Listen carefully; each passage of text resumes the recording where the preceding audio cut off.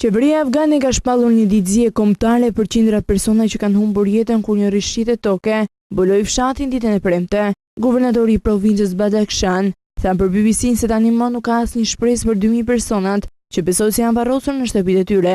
Zyrtarisht kërkimi për të shpëtuar trupat përfundoi të shtunën kur u tërhoqën trupat e 350 viktimave. David Lloyd për BBC thotë se nuk ka gjasa që qeveria afgane të ndërmarrë ndonjë përpjekje serioze për të tërhequr trupat e mbetur. Të paktën 2000 persona mendohet se ishin në shtëpitë e tyre kur u shem një rrëzmali dhe mbuloi zonën në Bal dhe në Shkëmbinj. Më herët Bashkimi Evropian në shpresë të dërgojë ndihmë për Afganistanin të prekur nga rrëshqitja e tokës, duke shprehur ngushëllimin e tyre ndaj familjeve të viktimave.